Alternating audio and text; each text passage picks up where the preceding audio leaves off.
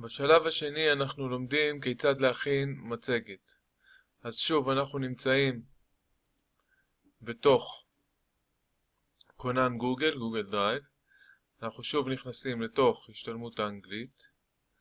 שוב נכנסים לתוך התיקייה שפתחתי אונליין lesson. ושוב לוחצים על חדש או create באנגלית. גוגל סליידס. בעצם המסך שמתקבל לנו פה הוא דומה למסך של הפאורפוינט שאתם מכירים ממייקרוסופט. אתם פה יכולים לבחור את העיצובים שאתם רוצים לשים ובעצם להתחיל לעבוד בצורה רגילה.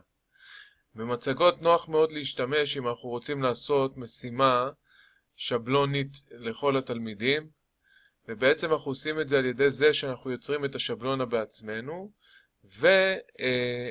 ומוסיפים בעצם כמספר התלמידים את מספר השקופיות.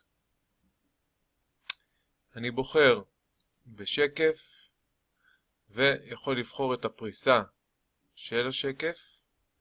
במקרה הזה אני אבחר פריסה ריקה. וכעת בתוך הפריסה הזו אני יכול בעצם ליצור כל דבר שאני רוצה. אני יכול ליצור תבניות טקסט ולכתוב בתוכן.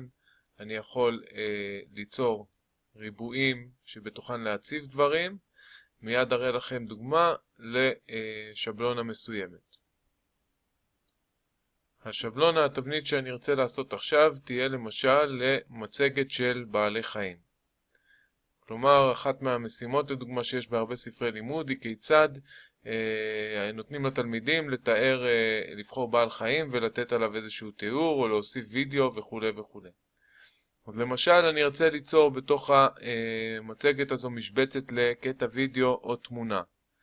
אז בכלים אני יכול לבחור בצורה, לקחת צורת ריבוע וליצור לי בשקופית ריבוע שאותו אני אגדיר עם תיבת טקסט. לדוגמה אני אגדיר פה למשל picture or video. וככה התלמידים בעצם ידעו שכאן הם צריכים להציב תמונה או קטע וידאו.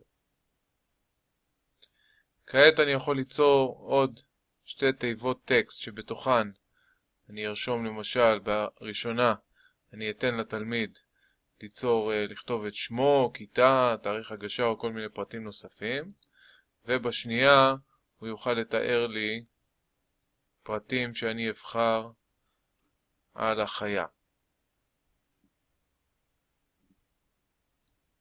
לדוגמה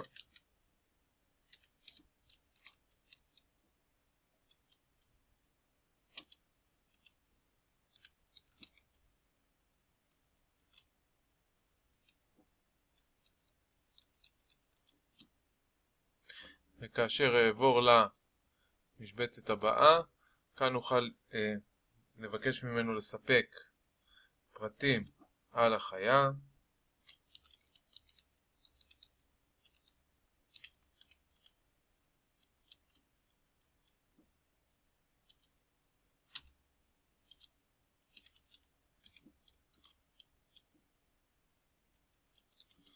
וכן הלאה וכן הלאה.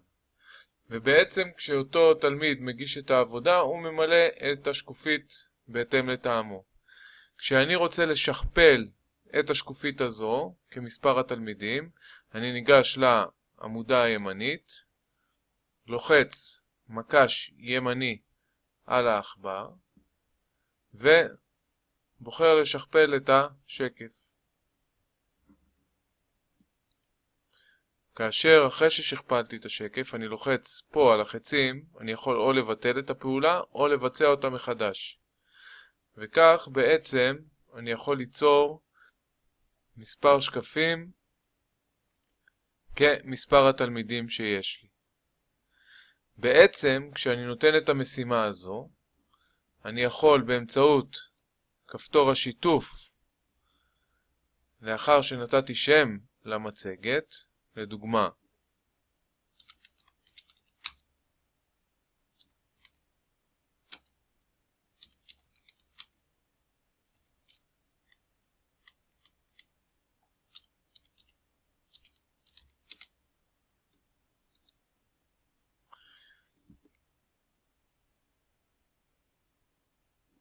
אני יכול לשתף את התלמידים שלי, או לחילופין להעתיק את הקישור ולהטמיע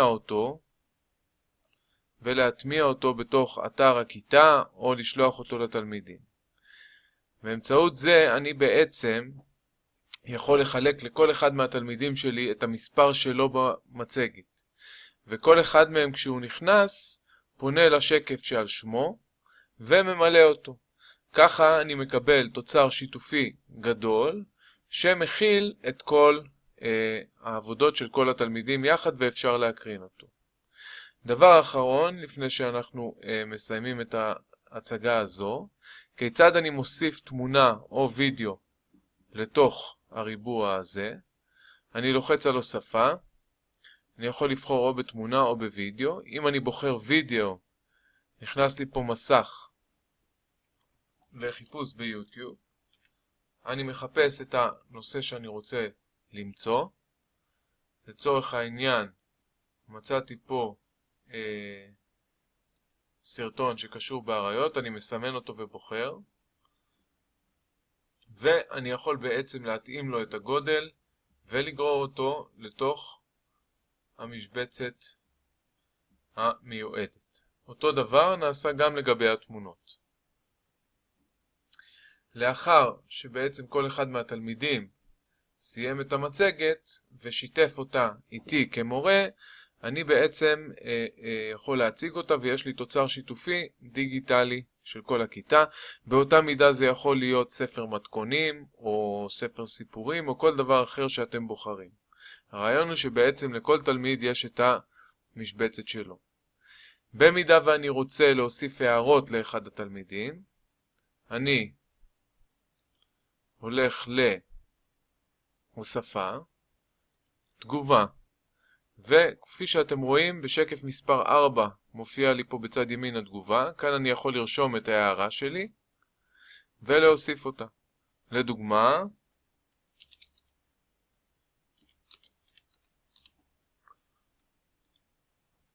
כעת אותו ילד ששקופית מספר 4 שלו מגיע ורואה את ההערה שנתתי לו.